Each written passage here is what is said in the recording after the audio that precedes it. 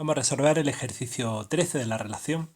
Aquí tenemos un ejemplo muy claro de lo que hemos estado hablando en teoría en los otros ejercicios, de que es un circuito completo, un amplificador completo de una pequeña señal. Fijaros, esta sería la pequeña señal que queremos amplificar, entraría en nuestro circuito amplificador.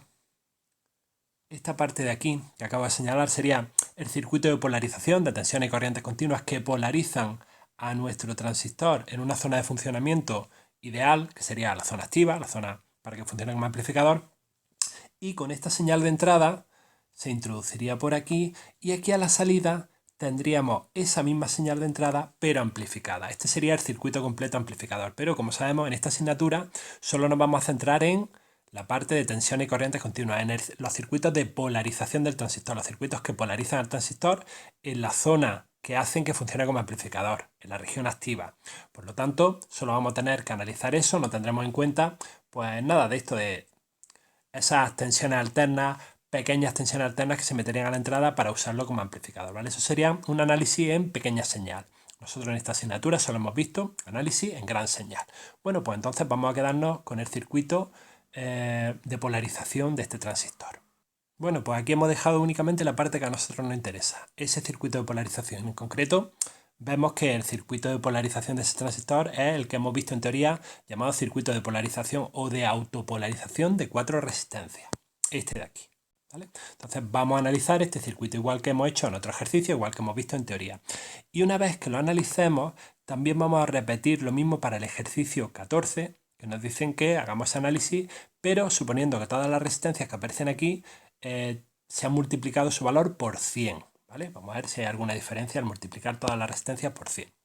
Bueno, para el ejercicio 13 vemos que tenemos esas 4 resistencias, R1 vale 10K, R2 4,7, resistencia colector 1K, resistencia de emisor 1K. En el ejercicio 14 multiplicaremos esa resistencia por 100. Bueno, nos piden que analicemos este circuito y obtengamos la corriente de colector en el punto de polarización, la ICQ. Bueno, ¿cómo analizamos este circuito? Bueno, pues ya sabemos cómo se analiza este tipo de circuitos. Primero suponemos una región de funcionamiento, que en este caso vamos a suponer región activa. Tendremos que obtener lo que nos pide la corriente de colector. Para ello tendremos que obtener la corriente de base en primer lugar. La corriente de colector será la corriente de base multiplicada por beta. Pero vimos que en este circuito en concreto obtener esa corriente de base era bastante complejo. Justamente, bueno, pues porque este circuito de polarización a la entrada, la forma de obtener esa corriente de base no es inmediata. ¿Vale? Tiene muchas ventajas que el circuito de polarización a la entrada sea así, porque ya vimos que con esto se conseguía obtener unos puntos Q de polarización muy estables frente a las variaciones de beta, pero bueno, en el análisis esto complicaba un poco la forma de analizar el circuito. Sin embargo, vimos en teoría que había una forma de simplificar esto y escoger esa parte del circuito y obtener su equivalente Thevenin. Bueno, pues vamos a obtener el equivalente Thevenin de esa parte del circuito. El equivalente Thevenin no sería más que, bueno, pues un generador de tensión Thevenin llamado VBB. Vamos a dibujarlo así. Esa sería la resistencia equivalente Thevenin, que vamos a llamar R sub B. Y aquí estaría la base del transistor, ¿vale? La base esta de aquí. Es decir, hemos sustituido todo ese circuito por este equivalente Thevenin. Bueno, pues tenemos que averiguar cuánto vale ese generador de tensión y esa resistencia. Bien, ¿cómo se averiguaban esos valores? Ya lo vimos en teoría. La resistencia R sub B no es más que el paralelo de R1 con R2.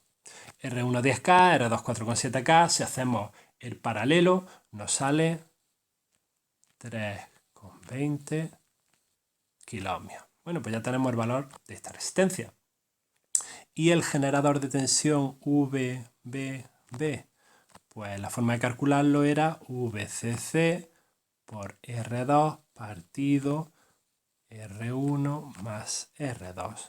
Bueno, VCC tenemos aquí, son ese generador de 15 voltios, resistencia R1 y R2. Bueno, pues si hacemos este cálculo, resulta que nos sale 4,80 voltios.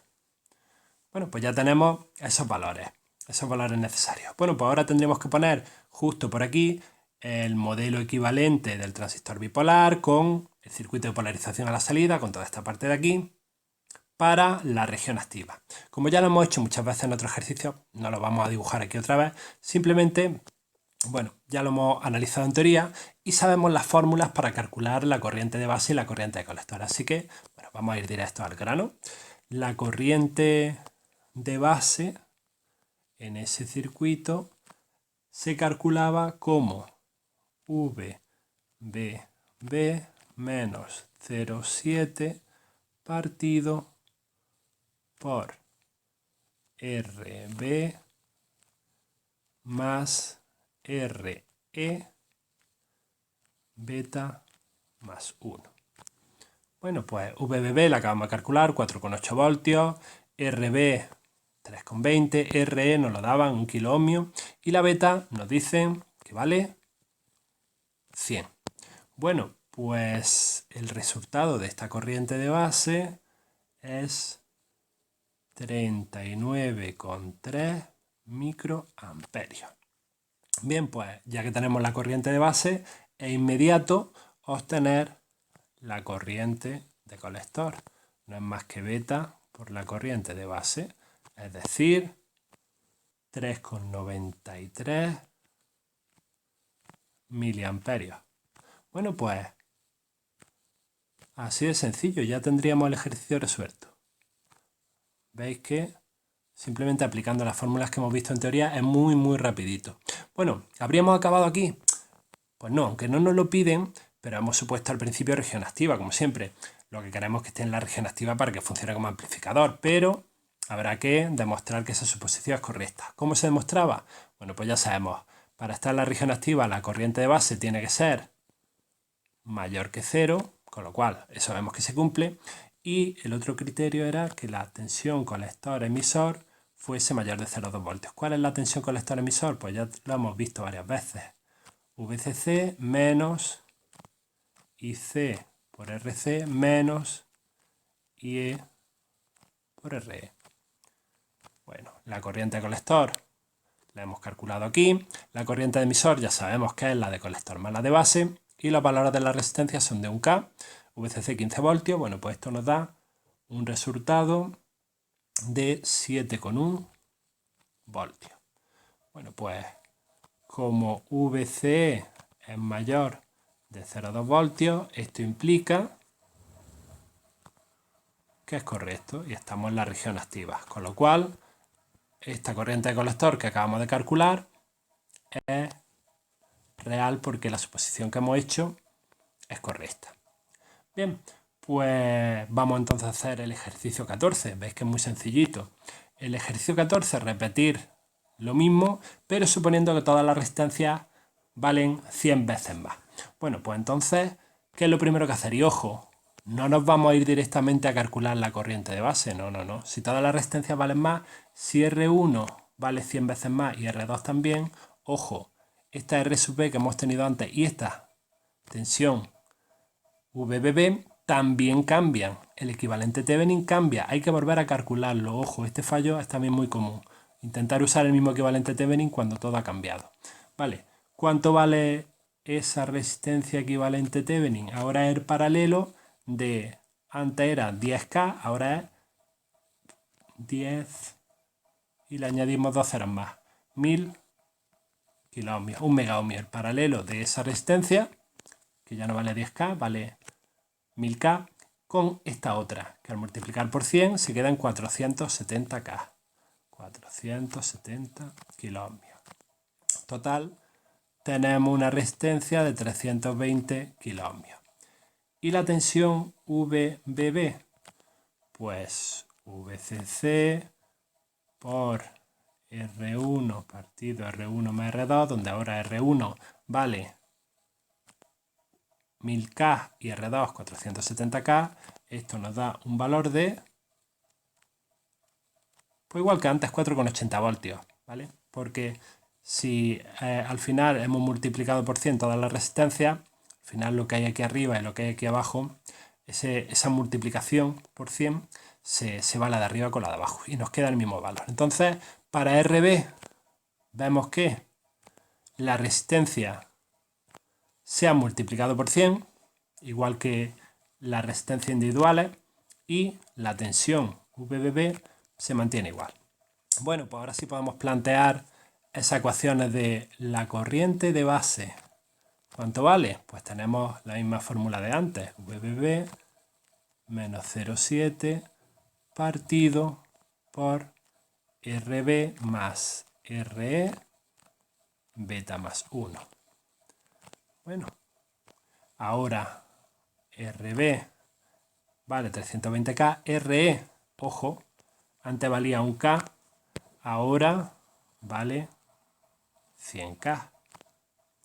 Y esta corriente de base nos da un valor de 0,393 microamperios. Fijaros lo que sucede. Antes era 39,3, ahora 100 veces menos. La resistencia se ha multiplicado por 100, la corriente se ha dividido por 100. Bien, corriente de colector, ¿cuál sería? Pues como siempre, corriente de base por beta. En este caso, pues 0,0393 miliamperios, lo que es lo mismo, 39,3 microamperios. Bueno, pues ya tenemos aquí el resultado que nos piden. Vemos que la corriente de colector se ha dividido también por 100. Las resistencias se han multiplicado por 100, las corrientes se han dividido por 100. Bueno, ya habríamos acabado también este ejercicio. Lo que pasa es que al igual que antes, bueno, debemos ver si la suposición que hemos hecho hasta en la región activa es correcta. Vamos a calcular la tensión colector-emisor, es decir, VCC menos IC por RC menos IE por RE. ¿Cuánto saldrá esto? Pues no hay ni que hacer cálculos. Fijaros, RC se ha multiplicado por 100 y IC se ha dividido por 100. Y corriente de emisor se ha dividido por 100, resistencia de emisor se ha multiplicado por 100, con lo cual tenemos el mismo valor que antes, 7,1 voltios. Esto implica que también estamos en la región activa. Por tanto, ya hemos acabado, hemos resuelto los ejercicios 13 y 14.